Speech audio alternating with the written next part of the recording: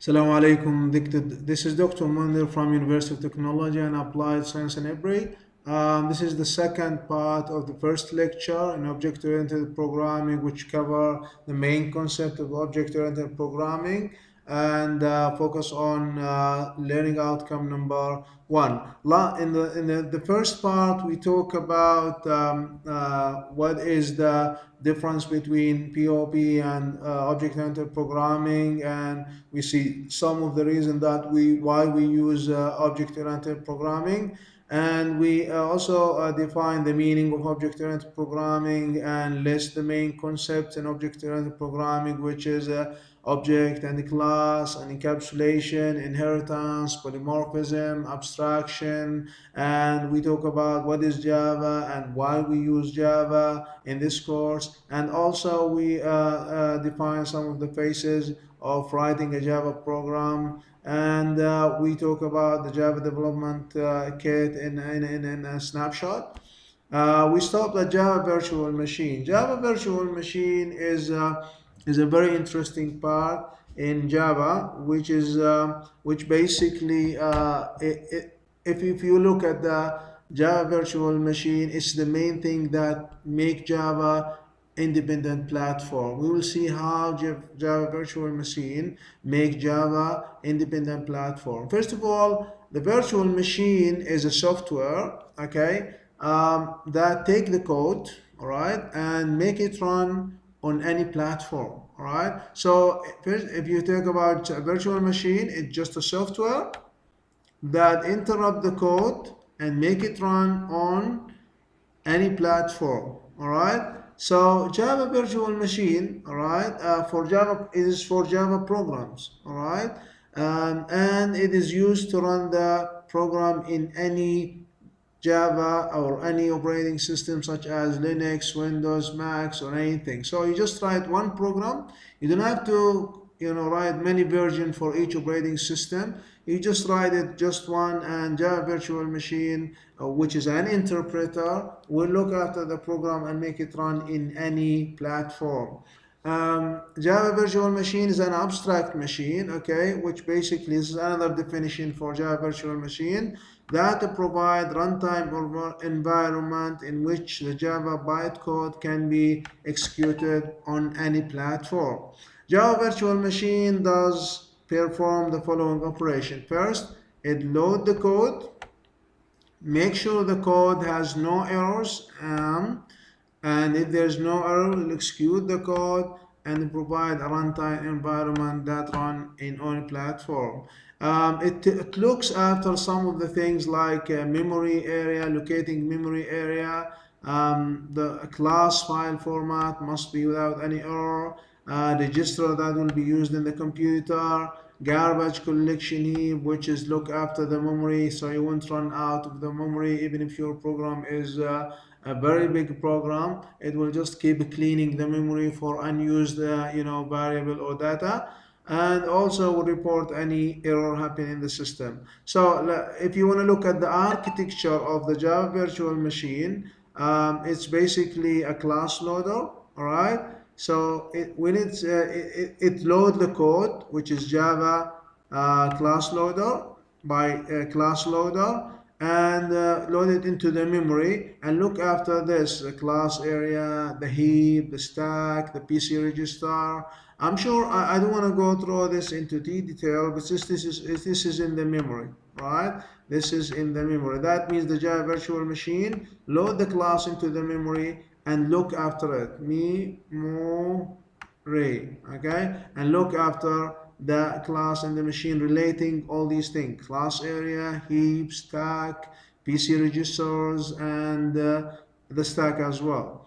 Maybe I'll give you another lesson on the memory and how's the garbage collection work and so on. And then after it loads into the memory, it will execute it and give you an interface for the Java using the library that needed by the program. This is the architecture for Java virtual machine. This is the main architecture for Java virtual machine. I know it's a little bit complicated for you now, but when you go through the programming later on, you will understand exactly each part in this architecture. But in general, it just load the class first into the memory and manage the memory here. It manage the memory, and after that it run the program and using the library from the Java and produce an interface for the user. This is the virtual machine architecture, Java virtual machine architecture.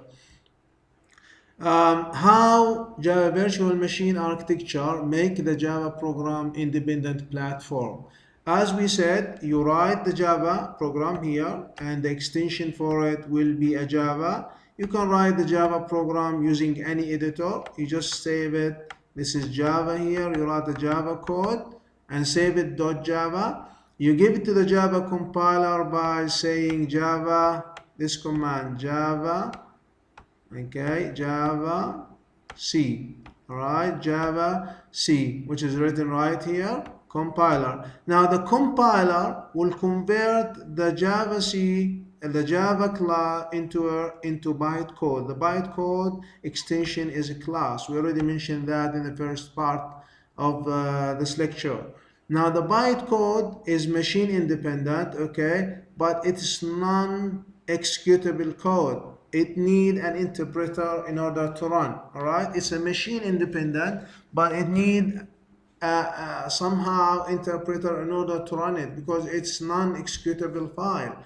So this is where Java virtual machine rule come up here. All right, after take the class and load it with class loader, and create interpreter for the Mac, interpreter for the Windows, interpreter for the Linux. So you just compile the program and leave the rest for Java machine. Now this is how Java virtual machine make the program or Java program independent platform. So Java virtual machine basically is the interpreter that take the bytecode and make it executable.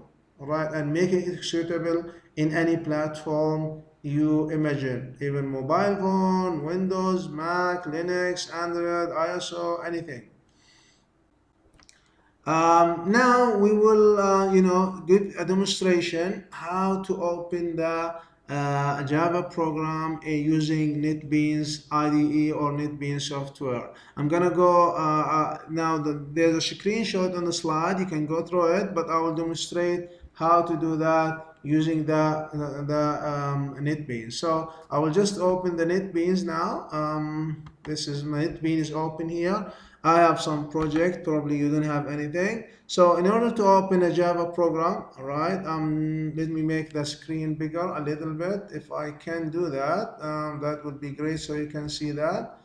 I don't think I can be able to do that, but anyway, you can, make the zoom for the video. So you click on File. Now in NetBeans you can create a program in many languages, okay? But now we're gonna create for Java. So you go for New Project. This is File, New Project, and you click on New Project. Now you can find here there's a lot of programming language. Most of the programming language are here. You can add any language you want. You choose Java. All right, the first option Java, and we choose Java application. We can create Java application first. You will learn how to create Java class and from existing code and later on. So now the first thing we could Java from this column, from the category, and we choose Java application from the projects, and we click on next right here. All right, this is next. Then we can put a name for the class. For example, I'm gonna call it first Java program, or I'm gonna call it hello. This is the first program. I'm gonna call it hello because it's just to print hello, or for your convenience I'll just call it first. All right, you can see here it comes as a class first.first. All right, and this is where you save the program. You can click on browse and change the location of the file. You can save it anywhere you want, but you can leave it here if you want. All right, and you can say now finish. Now, when you click finish, NetBeans will create the interface for the program. You can see that it creates a package called first and create a class called first in that and create a main program called main method in the program. So we have a class called first. Inside the class, we have a method called main. All right. Always, when you create an application program, it will have a main method, right? Because this is the first method that will run in the class. So I will write one sentence, for example. You will know how to do that. System, let's write it. As you can see, it will help you while writing. When you click system and dot, I'll give you a list of options. So you write out because we're writing on the screen. Dot. You can use print or println if you want. If you can select from here if you want. All right. I'm gonna choose println string. I will write hello. This is my first program. Right, and don't forget to click on save. This is 2 disks here. You click on save, or you can go file and click on save a project. All right, or save the project, or save as here. Right, or you can click on Control S if you want. Now this is a very simple program. Just print hello world. If you want to run the program, you can click on the arrow here, right? Or you can choose run from here, right? It's up to you. This one is a quick one. There's more than one run. We will learn what's the difference between them. But basically now, if you want to run the program, you can click on the green arrow here. You can see on the screen, green arrow here, click on it. And this will compile the program, will create the bytecode, which is the Java class. And then after that, it will go to the virtual machine and run it on Windows because we have a Windows platform. As you can see here, it's built successfully. It print, the output comes here. The output is here. Now this is the program, okay, and if you run it again, you can run it from here in the green arrow, and you see the output here. Hello, this is my first program. This is how you create a program in NetBeans. I'll go back to the slide and show you basically how to. Let's go back to the slide. All right, and summarize what we have learned. This is a screenshot, shows exactly you the steps. You can create that and start writing the Java. All right, and you can run the file from the arrow or from the file. Now this is an activity for you. Look around you, okay, and list 4 object-oriented programming language other than Java, and also look around you and try to list 3 objects around you.